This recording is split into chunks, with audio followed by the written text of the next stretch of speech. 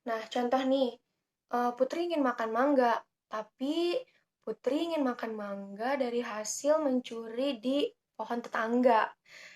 Nah, Putri ini akan senang dan ngerasa terpuas nafsunya. Hai guys, siapa sih di sini yang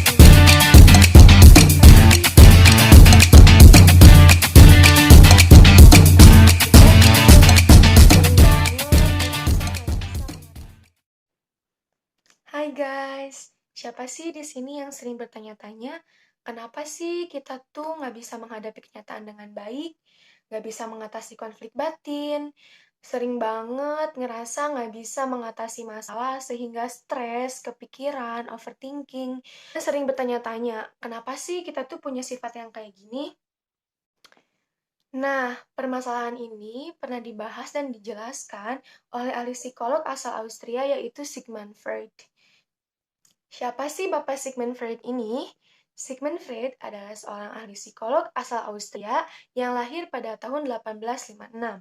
Nah, beliau ini dikenal sebagai penemu atau bapak dari aliran psikoanalisis.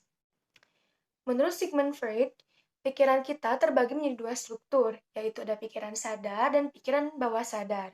Lalu, apa sih pikiran sadar itu? Pikiran sadar adalah pikiran yang mungkin kita rasakan, kita ketahui, dan bisa kita ingat. Nah, pikiran bawah sadar ini adalah kebalikan dari pikiran sadar. Pikiran sadar ini adalah tindakan-tindakan atau pikiran-pikiran yang emang nggak kita rasakan, nggak kita ketahui, dan nggak bisa kita ingat. Jadi ngalir dengan sendirinya. Setiap manusia pasti punya keinginan, punya perasaan, punya pikiran, dan juga punya ingatan yang nggak disadari. Jadi semua manusia ini pasti mempunyai alam bawah sadar. Analisis ini percaya bahwa semua tingkah laku kita itu adalah dilakukan oleh alam bawah sadar. Jadi, teman-teman, alam bawah sadar itu adalah sebagai pendorong dari semua tingkah laku kita. Kejadian kita ini sebenarnya terbagi menjadi 3 komponen, yaitu ada id, ada superego, dan ada ego. Itulah istilah-istilah yang dibilang oleh Sigmund Freud.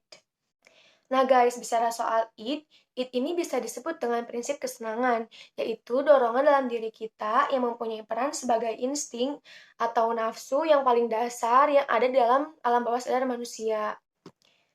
Nah, id akan senang bila kita memuaskan nafsu terdalam kita, seperti makan, minum, hubungan seks, dan lain-lain. Id ini gak peduli sama norma, aturan, nilai-nilai, atau batasan-batasan sosial yang ada di masyarakat. Jadi, id ini akan melakukan apapun untuk memuaskan nafsunya. Nah, contoh nih, Putri ingin makan mangga, tapi Putri ingin makan mangga dari hasil mencuri di pohon tetangga. Nah, Putri ini akan senang dan ngerasa terpuas nafsunya jika dia makan buah mangga dari hasil mencuri dari pohon tetangga gitu loh. Nah, kalau tadi bicara soal id, sekarang kita akan bahas tentang superego. Superego ini disebut sebagai prinsip moral. Superego ini adalah pikiran tentang apa yang benar dan apa yang salah. Superego ini adalah nilai dan norma yang biasanya terbentuk dari perkataan orang tua, aturan masyarakat, dan lain-lain. Kebalikan dari id, kalau misalkan tadi nih, id itu nggak memikirkan aturan, nggak memikirkan nilai. Kalau superego itu adalah nilai dan norma. Nah, disinilah biasanya konflik batin terjadi. Akan selalu ada perdebatan antara id dan superego. Nah, contoh nih kayak tadi, Putri pingin makan buah mangga, tapi dari hasil mencuri kan, kalau menurut si id itu, nah kalau superego itu memikirkan lagi aturan-aturan yang di masyarakat, kalau itu tuh nggak baik, kalau itu tuh nggak bisa dilakukan gitu. Jadi ada perdebatan antara id dan superego itu. Tapi ada penghubung loh antara id dan superego dengan dunia nyata, yaitu ego. Ego atau disebut juga dengan prinsip realitas. Elemen ego ini perkembangan lebih jauh dari id.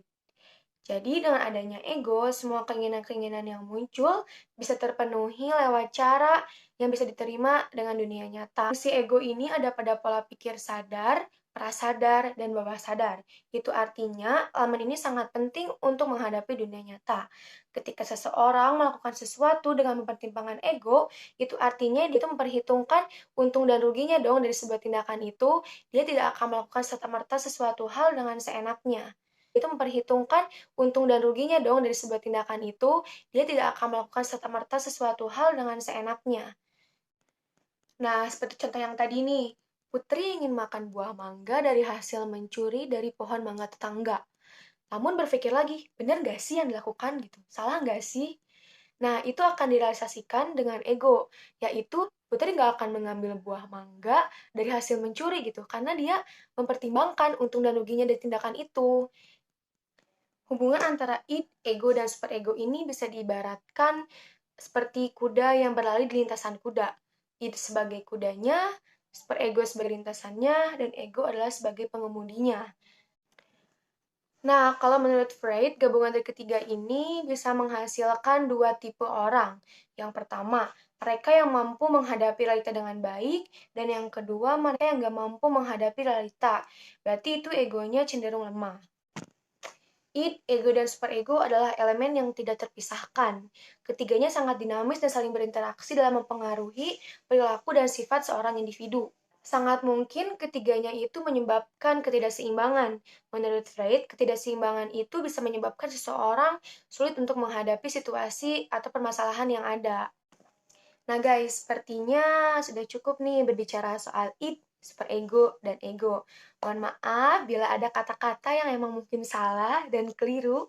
Semoga bermanfaat ya. Sampai jumpa di video selanjutnya. Oh ya, kalau ada saran dan kritikan boleh komen di bawah ini ya. Dadah!